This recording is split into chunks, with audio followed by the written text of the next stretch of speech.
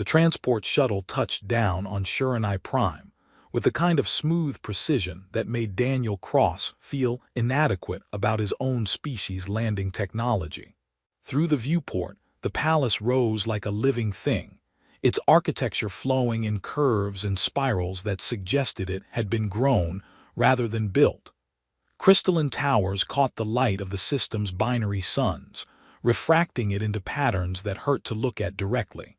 He'd spent 8 months traveling here, most of it in hypersleep, and his body was still complaining about the transition. "First time on Shiranai Prime?" asked his escort, a diplomatic aide named Rena whose elongated ears twitched with what he was learning to recognize as amusement. "First time representing Earth in formal trade negotiations," Daniel admitted, adjusting the ceremonial sash that marked him as an official envoy. "First time being light years from home. First time wondering if I'm qualified for any of this." "The Queen chose you specifically," Rena said as they disembarked into gardens that shouldn't have been possible. The plants glowed softly, responding to their presence with bioluminescent pulses. "Your proposal for mineral exchange was the most straightforward we received. No hidden clauses, no political maneuvering. Just honest assessment in fair terms." "That's because I'm a geologist, not a politician," Daniel said. "I know rocks. Diplomacy is somewhat outside my expertise." "Perhaps that's why she chose you." The reception was being held in what Rena called the Garden of First Meetings, a space that seemed to exist partially outdoors and partially in some kind of environmental control that kept the temperature perfect. Shiranai nobles mingled in flowing garments that shifted colors, their long ears adorned with jewelry that marked rank and family affiliation. Daniel felt profoundly out of place in his formal Earth attire, though several Shiranai nodded respectfully as he passed. Queen Alara Vosshuran was impossible to miss. She stood on a raised platform surrounded by advisors, and even from a distance, Daniel could see the weight of authority she carried.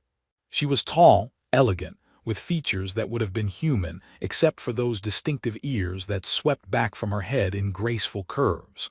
Her clothing seemed woven from captured starlight, and she wore no crown, but everyone in the garden oriented themselves around her presence like planets around a sun.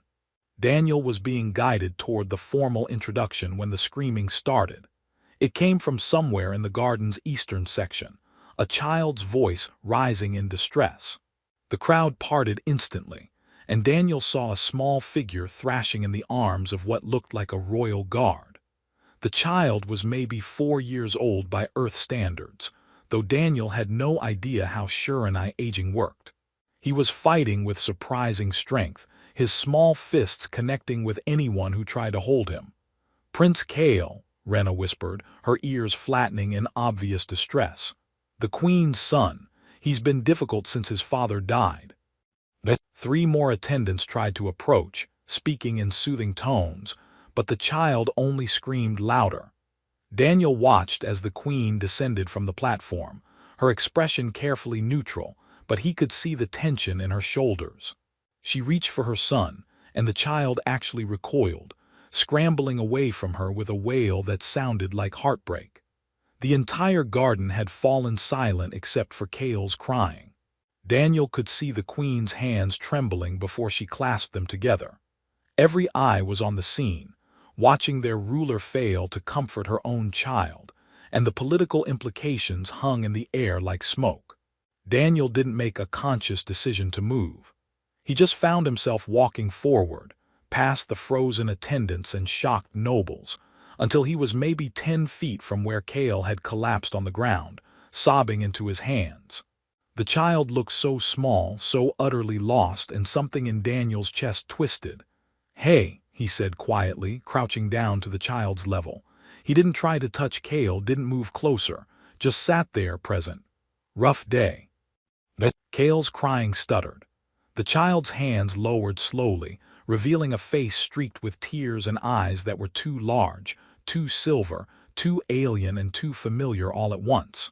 For a long moment they just stared at each other. Then Kale moved. The child launched himself forward with zero hesitation, small arms wrapping around Daniel's neck with desperate strength. The crying stopped instantly, replaced by soft chirping sounds that Daniel's translator couldn't quite process. Cale buried his face in Daniel's shoulder, clinging like he'd found the only solid thing in a collapsing universe. Daniel froze, arms instinctively coming up to support the child even as his brain tried to catch up with what was happening. The garden was silent now in a completely different way. He looked up and found the Queen staring at him with an expression he couldn't read, silver eyes wide with something that looked like shock and recognition and fear all mixed together. Daniel said intelligently, "I think he likes me." An elderly Shurenai pushed through the crowd, his elaborate ear jewelry marking him as someone important. He stared at Cale clinging to Daniel, then at the Queen, then back at Cale. "Impossible," he breathed.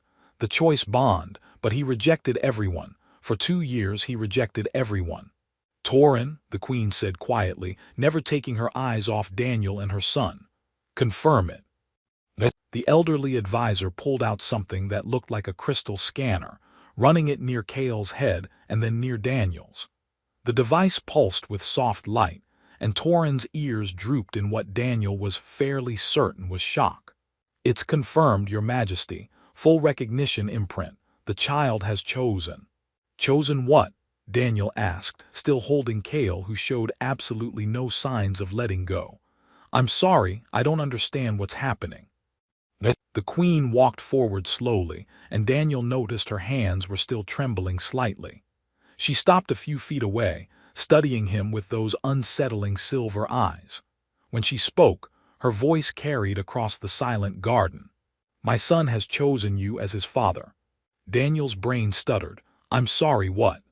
"The choice bond," Torin explained, still staring at his scanner like it had personally betrayed him. "Children of our species, during a critical developmental window, possess the ability to recognize parental compatibility. It's biological, instinctive, and absolute. When they choose, a bond forms that cannot be broken without severe psychological damage." "But I just met him," Daniel protested. "I'm human. I'm here for mining negotiations, not—" He stopped, because Cale had made a small distressed sound and tightened his grip. "Not that you're not a great kid," he added quickly, and felt ridiculous talking to a child who probably didn't understand English even with translator implants. The Queen knelt beside them, close enough that Daniel could see the careful control in her expression, the grief she was holding behind royal composure. "Cale has rejected every potential guardian, every mentor, every family member I presented to him. Since his father died, he has been alone, even surrounded by people who love him." Her voice was steady, but Daniel heard the pain underneath. "Until now." Cale chirped again, a sound his translator rendered as contentment safe found. The child had stopped crying completely and was now just clinging to Daniel like he might disappear. "What does this mean?" Daniel asked quietly, though he suspected he knew the answer already. The Queen's silver eyes met his, and for just a moment he saw past the royal mask to the exhausted mother underneath. "It means," she said carefully, "that you and I need to have a very long conversation about the future. Because my son has chosen you, Daniel Cross, and in our culture that choice is sacred." Daniel looked down at the small child in his arms, felt the tiny heartbeat against his chest, and realized that his mineral negotiations had just become infinitely more complicated. Also that he had absolutely no idea how to be a father, especially not to an alien prince who just decided Daniel was exactly what he'd been looking for. The Queen rose gracefully, gesturing toward the palace. "Come. We'll speak privately, and someone please inform the trade delegation that negotiations have been postponed." She paused, indefinitely. As Daniel stood, still holding Cale, who refused to let go, Rena appeared at his elbow with an expression that suggested she was reconsidering every life choice that had led to this moment. "Just so you know," she whispered, "you just became the most important human in the galaxy. No pressure." "Thanks," Daniel muttered, That's incredibly helpful. Kale made another chirping sound and patted Daniel's face with one small hand, and despite everything, the confusion, the political implications, the sheer impossibility of the situation, Daniel found himself smiling. "Okay, kid," he said quietly, "I guess we're doing this, whatever this is." The child's answering chirp sounded distinctly like agreement, and somewhere behind them, Daniel heard Torin mutter something about cosmic humor and biological protocols that hadn't activated in generations. He had the distinct feeling his life had just changed in ways he couldn't begin to predict. And as he followed the queen toward the palace, an alien child clinging to him with absolute trust, Daniel couldn't decide if he should be terrified or honored. Possibly both. Definitely both. The private chamber they led him to was less intimidating than Daniel expected, and somehow more personal because of it. Instead of a formal throne room, it looked like someone's actual living space.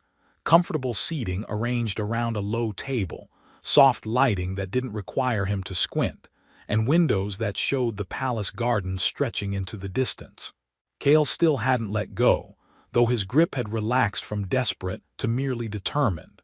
Queen Alara settled into a chair across from Daniel, with the kind of grace that suggested she'd been trained in it since childhood.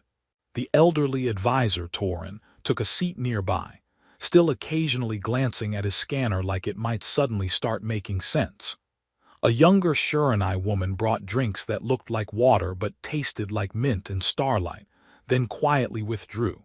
"So," Daniel said, because someone had to break the silence and the queen seemed content to just study him with those disconcerting silver eyes, "your son has chosen me, as a father. Despite me being human, here for geological surveys, and having approximately zero experience with children." "That is correct," Alara said. Her voice was calm, but Daniel was learning to watch the subtle ear movements that indicated emotion in her species. They were angled forward tense. "And before you ask the obvious questions, let me explain what this means for both of you." Torin cleared his throat. "The choice bond is one of our species' most sacred biological functions. During early development, between what you would consider ages 3 and 5, Shurenai children develop an instinctive recognition ability. They can identify adults whose biological markers, pheromones, heartbeat patterns, even quantum biosignatures we don't fully understand, match their developmental needs." He set down his scanner. "When the match is found, the child's biology imprints on that adult. Their heartbeat synchronizes. They become attuned to each other's emotional states. It's permanent, Mr. Cross. Once formed, the bond doesn't break." Daniel felt Kale shift in his lap, the small warm weight somehow grounding despite the impossibility of what he was hearing. "But I'm not Shurenai. How is that even possible?" "We don't know," Alara admitted, and there was something in her expression that might have been wonder if she allowed herself to show it. "The choice bond has never crossed species before. Our biologists theorized it could happen, but we've never had evidence until now." She leaned forward slightly.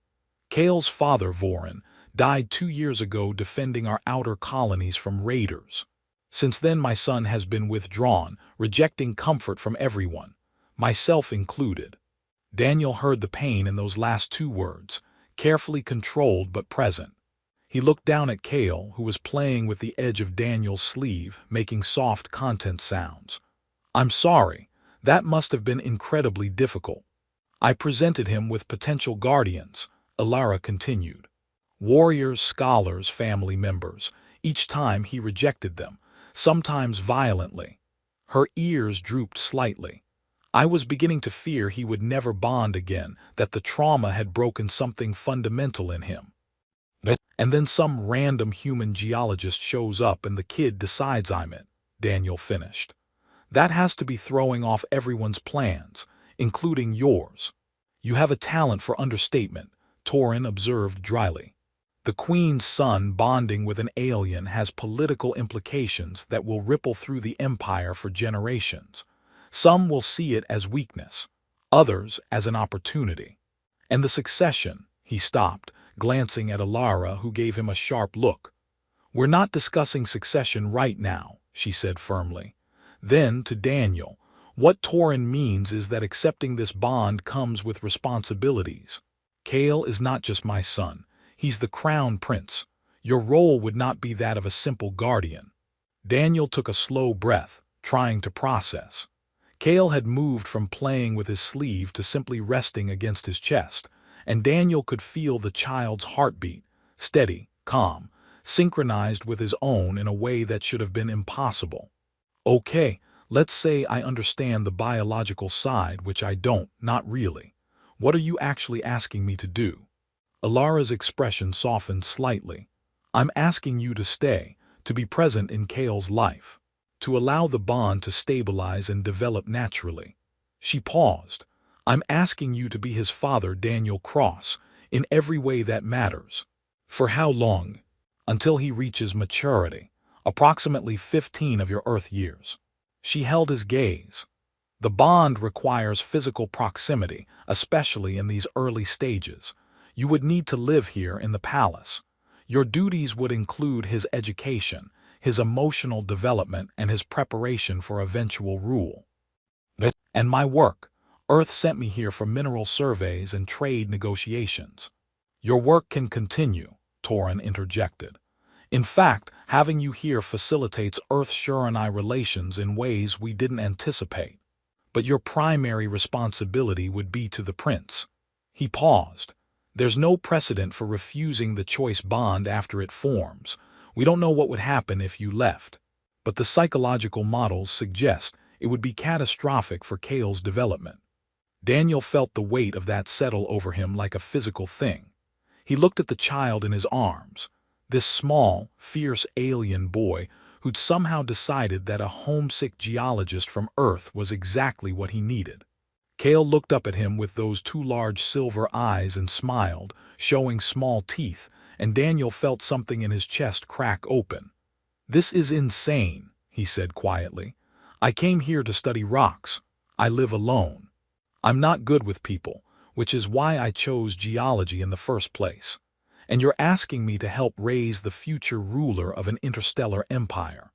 "Yes," Alara said simply, "I am. What if I'm terrible at it? What if I mess him up worse than he already is? Then you'll join every other parent in the galaxy who worries about the same thing," Alara replied, and there was the ghost of a smile on her face. Vorin was terrified when Kale was born. He was a warrior, brilliant in combat, completely lost with an infant. But he learned, he adapted, her voice softened, and he loved our son more than I thought possible. Kale made a chirping sound and patted Daniel's chest, and Daniel realized the child was responding to his emotional state, offering comfort. The bond went both ways. "Can I have time to think about this?" "Of course," Alara said. "Though I should tell you that from the moment Kale chose you, the bond began forming. It's already happening, whether you consciously accept it or not." She stood, graceful and controlled. "I'll have chambers prepared for you near the royal wing. Kale will need to be close to you, especially at night.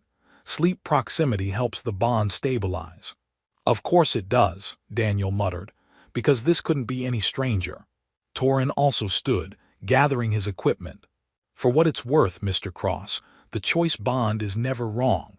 Whatever Kale recognized in you, it's real. Our biology doesn't make mistakes about these things." After they left, Daniel sat alone in the chamber with Kale still in his lap. The child had dozed off, small body completely relaxed, trusting in a way that terrified Daniel. Outside, the twin suns were setting, turning the sky colors Earth never showed. He thought about his apartment back home, empty and practical. His work, which he loved because rocks didn't require emotional availability. The simple life he'd built that asked nothing of him except competence. Kale stirred, making a small sound, and Daniel automatically adjusted his hold, supporting the child's head. The movement was instinctive, natural, and Daniel realized with a start that maybe Torin was right.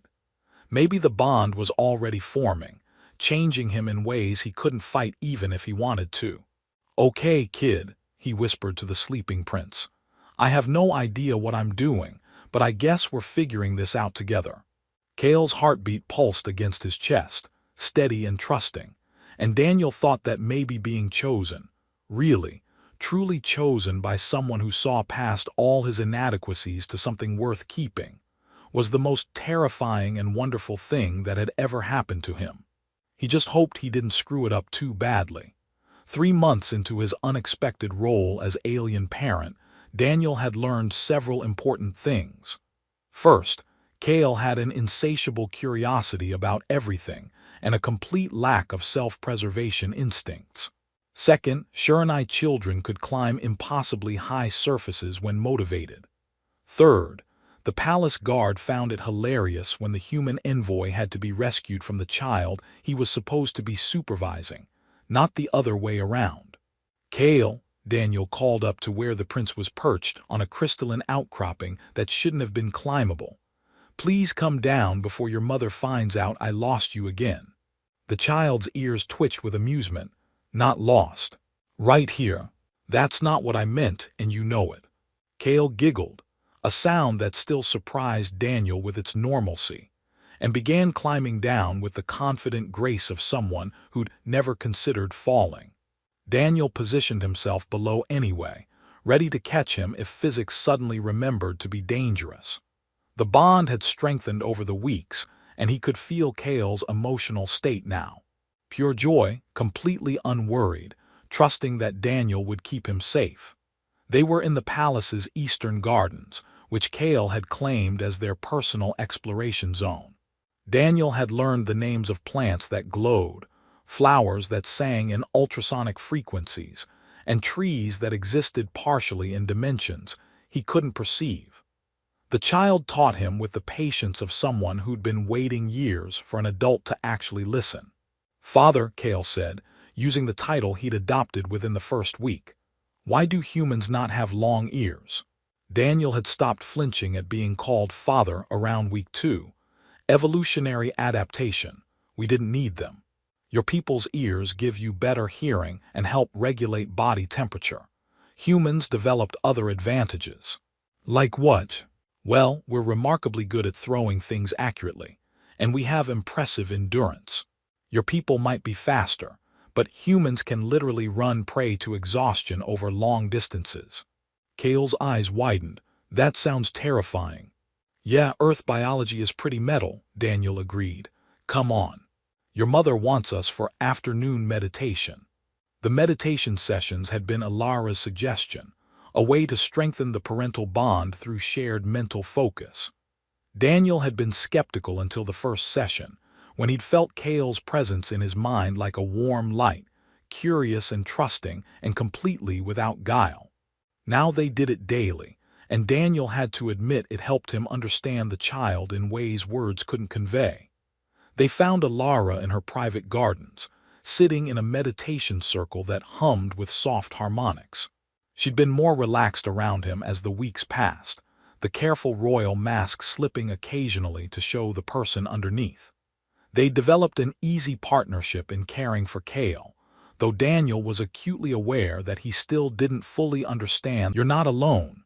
Cale's crying eventually softened to hiccups, then to quiet breathing. But before he fully settled, the child looked up at Daniel with those two large eyes and said, "Father's ship won't break, right?" Daniel's heart twisted. "I'm not going anywhere, Cale, I promise." Mother said other father wouldn't leave either, but he did. "He didn't want to," Daniel said carefully. "Sometimes bad things happen that we can't control, but I promise you I'm staying. For as long as you need me." "Forever." "Yeah, kid, forever." Cale made his content chirping sound and burrowed back into Daniel's arms. Within minutes, he was asleep again, the nightmare banished. Daniel sat there holding him, thinking about promises made to alien children and how his entire life had pivoted on a single moment of unexpected choice. He looked up to find Alara standing in the doorway. He had no idea how long she'd been there. "Thank you," she said quietly, "for loving him." "It's not hard," Daniel replied. "He makes it easy." Alara stepped into the room, settling on the edge of the bed. In the soft light she looked younger, less burdened. You asked earlier if I resented you being here. I want to answer more honestly. She met his eyes. I'm grateful. For the first time since Voron died, I don't feel like I'm drowning alone. And that's because of you. Daniel didn't know what to say to that. The bond hummed between the three of them, parent to child, and something else threading through it all that he was afraid to name. Get some rest, Alara said, finally standing. Tomorrow Kale wants to show you the star observatory. Apparently you promised to explain Earth constellations. I did, Daniel confirmed. Though I'm not sure how well that'll translate when we're light years from home and looking at completely different stars. You'll figure it out, you always do. After she left, Daniel settled Kale more comfortably and tried to sleep. But his mind kept returning to the conversation, to the loneliness in Alara's voice, to the way the bond was expanding in ways the biology texts hadn't predicted. He'd come here for rocks and ended up with a family. Somewhere in the transfer, he'd stopped being terrified and started being grateful. And if that meant facing political complications and succession debates, and the weight of helping raise a future ruler, well, Kale's small hand was curled trustingly in his, and that made everything else manageable, even the impossible parts, especially those. The succession challenge came 5 months after Daniel's arrival, delivered with formal ceremony and barely concealed hostility. A faction of nobles, led by an elder statesman named Voron, filed papers questioning Kale's fitness to inherit. Their argument was carefully worded, but ultimately came down to one claim. A prince bonded to an alien could not rule with true Shiranai interests at heart. Daniel learned about it when Alara summoned him to the throne room, her expression carved from stone. The royal chamber was packed with nobles, advisors, and court officials, all watching as Voron presented his case with the confidence of someone who'd been planning this for months. The choice bond is sacred, Voron acknowledged, his elongated ears angled in what Daniel had learned indicated formal authority. We do not question its legitimacy, but the crown prince is not simply any child. He will rule an empire spanning dozens of star systems. His decisions will affect billions. Can we trust that judgment when his formative bonds are to an alien species? Murmurs rippled through the assembly. Daniel, standing beside Alara's throne with Kale at his side, felt the political trap closing. If he defended himself, he looked defensive. If he stayed silent, the accusation stood unchallenged. Alara's voice cut through the noise like a blade. Are you questioning my son's capacity to rule, or the legitimacy of his chosen bond? Neither, Your Majesty. I question only the wisdom of allowing unprecedented circumstances to alter succession without formal recognition. Voron gestured at Daniel. The human has been here mere months. He holds no official position, no legal standing. Yet he influences the crown prince daily. If we are to accept this arrangement, it must be formalized. Formalized how? Alara's tone was dangerously calm. The traditional bonding ceremony, public declaration, legal recognition of parental rights and responsibilities. Voron's expression was carefully neutral. If Daniel Cross truly accepts his role as Kale's father, let him do so before the Empire. Let him take on the full weight of that position, including its implications for succession. Daniel felt Kale's hand tighten in his. Through their bond, he sensed the child's fear, the memory of rejection and loss. Kale was terrified this would end with Daniel leaving, with another parent disappearing from his life. Torin leaned close to whisper urgently. The bonding ceremony is permanent. Once completed, you're legally Kale's parent under Shiranai law. You'd have rights and responsibilities equal to the queen herself. You'd be part of the royal succession. But if you refuse, Voron will use it to argue Kale's bond is incomplete, unstable. It could cost the prince everything. That's the trap, Daniel murmured back. Accept and get pulled deeper into politics I don't understand. Refuse and destroy Kale's future.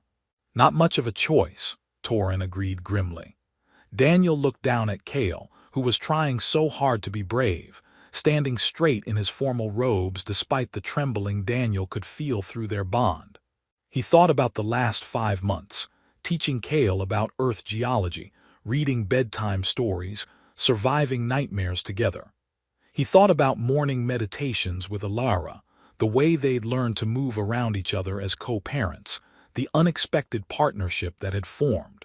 He thought about that first moment in the garden, when a grieving child had run to a stranger and chosen trust over fear. The choice had never really been a choice at all. Daniel stepped forward, and the throne room fell silent. "I accept." Alara's silver eyes widened fractionally. Voral looked surprised, then pleased in a way that made Daniel's instincts scream warnings. But Kale's burst of hope and relief through the bond drowned out everything else. "I accept the formal bonding," Daniel said clearly.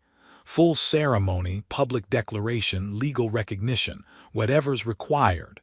He looked directly at Voral. "You want to know if I'm committed to Kale's future? Fine. Let's make it official." The ceremony was scheduled for 3 days later, which gave Daniel just enough time to thoroughly panic and be coached on approximately 17 different protocols he was going to mess up. The ceremony would take place in the Grand Hall, broadcast across the Empire, attended by representatives from dozens of worlds. "No pressure," Daniel muttered, adjusting the formal robes that had been made for him. They were beautiful, deep blue fabric that seemed to contain tiny stars, but he felt like an imposter wearing them. Alara appeared in his doorway, also in ceremonial attire. Her robes were silver and gold, her hair arranged in an elaborate style that probably took hours. She looked every inch the queen, and Daniel felt the gulf between them keenly. "You don't have to do this," she said quietly. "We could fight Voral's challenge through other channels and drag it out for months while Kale wonders if I'm going to leave." Daniel shook his head. "No, if I'm doing this, I'm all in. The bonding ceremony is significant. You'll be pledging not just to Kale, but to the royal line, to the Empire's future. She stopped, looking uncertain for the first time since he'd known her. "To you," Daniel finished. "I'll be pledging to support you as co-parent, partner in raising the crown prince." He met her eyes. "I understand what I'm signing up for, Alara." Her name, spoken directly without title, hung in the air between them. They'd been dancing around something for months now, something that went beyond co-parenting and into territory neither had been ready to acknowledge. The bond had been expanding, just as Torin had predicted, connecting not just Daniel to Kale but all three of them in ways the ancient texts hadn't fully mapped. "Are you frightened?" Alara asked. "Terrified," Daniel admitted. "I'm a geologist from Earth who somehow ended up pledging permanent commitment to an alien royal family in front of an interstellar audience. Terrified doesn't begin to cover it." "Good, that means you understand the weight." The Grand Hall was overwhelming. Thousands in attendance, holographic feeds broadcasting across star systems, ceremonial music that resonated in frequencies Daniel felt in his bones.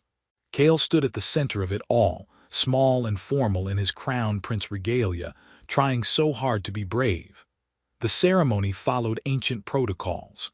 Daniel knelt before the throne, before Alara, regal and powerful in her official capacity. She spoke the traditional words in the old tongue which his translator rendered as, "A child has chosen. Do you accept the choice? Do you pledge to guide, protect, and love this life as your own, knowing the bond cannot be severed, the commitment cannot be reclaimed?" "I do," Daniel said, his voice steady despite everything. "Do you accept the weight of royal responsibility, to stand beside the crown, support the throne, and help shape the future of this empire through the child who will one day rule it?" "I do." "Then speak your vow. Let the empire witness your commitment." Daniel looked at Kale, then at Alara, then out at the assembled masses. He spoke in English first, then let the translators render it for the gathered crowd. "I came to this world as a stranger. I was chosen by a child who saw something in me I didn't know I had. These past months, I've learned what it means to be needed, to be trusted completely by someone small and brave and impossibly resilient. He paused, emotion threatening to overwhelm careful control. Kale, I pledge to you, I will be your father in every way that matters. I will teach you, protect you, and stand beside you as you grow into whoever you're meant to be. I will honor your first father's memory while being fully present in your life, and I will never, ever abandon you. He turned to Alara, and to you I pledge partnership. We'll raise him together, make decisions together, face whatever challenges come together. The bond connects all three of us now. I accept that. I accept all of it. Alara's eyes were bright with unshed tears. She descended from the throne, a break in protocol that sent murmurs through the hall, and placed her hands on Daniel's shoulders. Then rise, Daniel Cross, as recognized father to the crown prince. Rise as partner in rule as family. The bond mark appeared on Daniel's wrist in that moment, glowing script that matched the marks Kale had carried since that first day in the garden. The biological recognition made formal, the choice made permanent. Kale ran forward, protocol forgotten, and wrapped himself around Daniel with the absolute trust of a child who knew he was safe. Daniel held him, feeling the weight of what he'd just committed to, and found he wasn't frightened anymore. The reception afterward was a blur of congratulations, political maneuvering, and nobles who'd opposed the bonding suddenly becoming very friendly. Daniel navigated it with Alara at his side, learning on the fly how to be a royal parent in public. Later, when the crowds had dispersed and it was just the three of them in the royal gardens, Kale asleep between them on a bench, Alara spoke quietly. You didn't have to go that far. The vow to me wasn't required. I meant it anyway, Daniel said. These months working with you, learning from you, you're not just Kale's mother, he stopped, not sure how to finish. Partner, Alara said softly. You said it yourself, we're partners now. Yeah, partners. The word felt inadequate for what was developing between them, but it was a start. The bond hummed with contentment, connecting all three of them in ways that transcended species and expectation. Earth's delegation sent official congratulations. The mineral surveys continued, facilitated now by Daniel's position. Trade agreements flourished. And somewhere in all of it, Daniel Cross, geologist, accidental parent, perpetually confused human, found that he'd built a life he'd never imagined wanting. Kale stirred in his sleep, making soft sounds, and both Daniel and Alara automatically reached to comfort him. Their hands touched, and through the bond, Daniel felt her gratitude, her exhaustion, her slowly healing heart, and underneath it all, something warm and growing that neither of them had put words to yet. We'll figure it out, Alara said quietly, and Daniel knew she wasn't just talking about parenting. Yeah, he agreed, we will. Above them, alien stars wheeled in patterns Earth would never see. But Daniel looked at the family he'd been chosen by, this fierce queen and her brave, trusting son, and thought that maybe home wasn't a planet or a place. Maybe it was just wherever the people who chose you decided to be. And if that meant spending the rest of his considerably extended life, helping raise an alien prince, while navigating royal politics and learning to be a partner to a queen who'd forgotten how to not carry everything alone, well, he'd made worse decisions, though not many. Kale's hand curled trustingly in his and Daniel smiled. Yeah, this was home now.